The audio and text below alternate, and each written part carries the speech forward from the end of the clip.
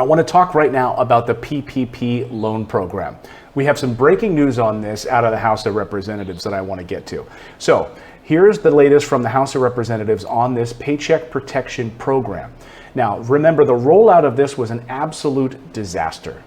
The reason I say that is because I knew many business owners who were trying to get their hands on this additional, this Paycheck Protection Program loan money, these forgivable loans that would enable them to keep employees on the payroll, keep people employed so they didn't have to lay people off, pay the utilities, pay their overhead expenses. But the problem is, as you know, you had to go through your bank that you used as a business. So if you were with Wells Fargo or Chase, whatever ran your business checking account for your company, you had to call them up. Hey, John, it's Clayton. Great. I need to get this PPP loan for the business. It was based on a number of things, right? It was based on how much you had on payroll. It would allow you to do for 8 weeks. It only gave you 8 weeks to use this money. It had a lot of other issues inside of it that allowed you to, get access to this money. The problem was that the banks didn't get any information from the government on how to get this money out to people. So Wells Fargo is telling customers, we don't know. Just be patient. We'll try to get you your check. We don't know. And then by the time people got through to get their money, it was already gone. Remember some of the numbers on this? Because let's see, as of May 16th, which is just a few weeks ago, 110 billion was still available. But a lot of people didn't even know how to get access to it. The first tranche of this money was gone within a few days, and a lot of big businesses got their hands on this PPP loan, and that outraged a lot of people, of course, right? So many people were getting access to this money that shouldn't have. We heard about Shake Shack and all of these other companies. Ruth's Chris Steakhouse were claiming the PPP loan. Well, that left the little guys with no money. So now the House of Representatives voted overwhelmingly. Listen to this. They voted overwhelmingly 417, I believe, 417 to 1 to approve major changes to the PPP loan program. So here is the change. It would relax restrictions on emergency government-backed loans designed to avoid these mass layoffs. So what did they do? Well, it was sponsored by Dean Phillips out of Minnesota and Chip Roy out of Texas, a bipartisan bill. It would give businesses now 24 weeks instead of 8 weeks to use the money. That's huge. That's a huge change. It would also lower the minimum amount that must be spent on payroll. They're dropping that percentage now from 75% to 60% has to be used on payroll to pay employees. The issue is that many businesses were burdened with a lot of overhead that had nothing to do with payroll. They were paying way more in overhead than they were to keep their employees on payroll. So they were basically saying, hey, I can still keep you on payroll, but I'm gonna have to go bankrupt. I'm gonna have to close the business. It defeated the purpose. Mark Cuban weighed in on this, and I liked his point about this. He's saying that the program was great, but the problem was the implementation of it. Getting money out to the American business owner so that they could get these people, keep them on the payroll without having to let them go. Listen to Mark Cuban on this exact point. I think he brings up a great point on the PPP program. Take a listen from last night. Well, I'm not saying we don't reopen, but the question, so what's happened now, and I'll even put the hit on the Democrats here. When the PPP program was initiated, great plan, right? But the key to making it work was getting stimulus money in the hands of businesses immediately. And so when the Democrats started over negotiating, getting money for museums and everything, that created a delay. That meant that small businesses had to lay people off. Once small businesses laid people off, that really defeated the purpose of the payroll protection program. That now leaves businesses, small businesses, in a state of suspended animation.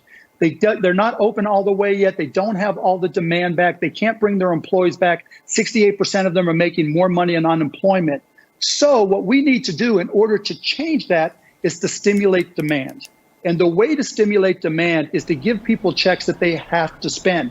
Because the only way, whether a state is open or closed, whether it's 25% or 50% of capacity, the only way that they can justify and afford to bring employees back, particularly after July 31st, when the enhanced unemployment runs out is by having demand. Having demand. I think he's exactly right. The same thing we're seeing in Canada, Australia, and other countries. Let me know in the comments what you think about that. But if a business has these forgivable loans in place to go out and buy equipment, to keep their business running, that stimulates the economy. That keeps small businesses running. Just think about the entire food chain of a business, right? You're getting your parts from over here. You're ordering these things from this farm. You're doing this from over here. You're hiring these employees. That employee is bringing food home to their family. Their family is able to eat. They're going to the grocery store. So all of these things work in tandem, right? And if they don't get those paychecks and you're forcing these businesses to close, it's government-induced closure. It's government-induced bankruptcy. So the government should be doing something to shore this up if they're demanding that you close your doors. But again, we saw this in other countries. We saw this wage stimulus plans, the job keepers programs in Australia and Denmark and Germany. I mean, Germany has an unemployment rate of 5% right now. 5%. We're at 20%. What is the difference?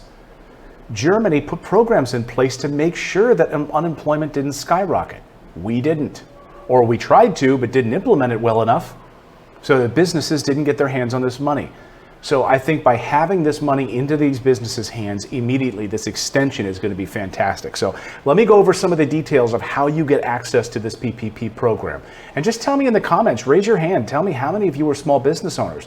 I've seen you tell me here on the channel how many of you are going to have to close your doors. I hope you don't. So pay attention. Here's how to get access to this PPP program. There's over $100 billion still available that you can get access to. So number one, they're on a first come, first served basis. And all loans must be on or before June 30th, okay? They must be made before June 30th. The reason why small businesses would be denied is because they simply didn't meet the eligibility criteria, okay? And that application must include payroll documentation. You have to show that you're making payroll up to now 60%, not 75% with these changes from the House of Representatives.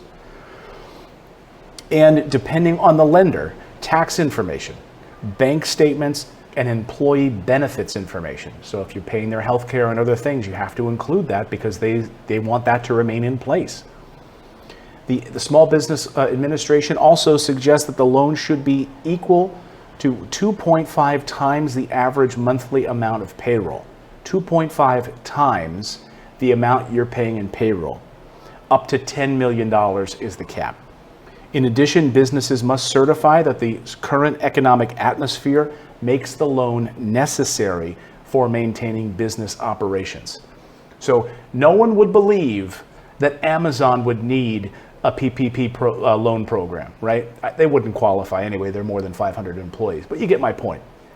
You have to show proof of hardship during this pandemic, okay, for you to apply. Now, my suggestion would be to not go through your traditional bank. A lot of the fintech companies are able to do it like that. PayPal, for instance, that's one great way. Go to paypal.com.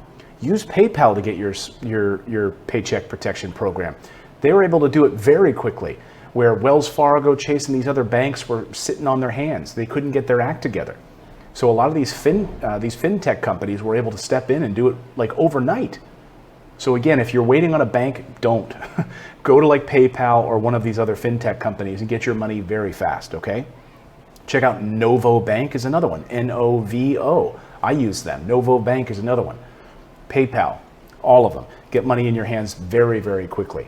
So I think that this is very important. All right, so what are the next stages here of this PPP program? Well, the House of Representatives, of course, passed this thing overwhelmingly.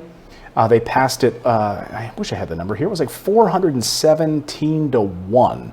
417 or 471. I'm sorry, my House of Representatives numbers are off in my head today. Anyway, it was overwhelming.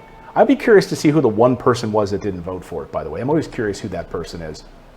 Nevertheless, it now goes to the Senate, okay? That's like where a lot of stuff goes to die, right? But there is overwhelming bipartisan support.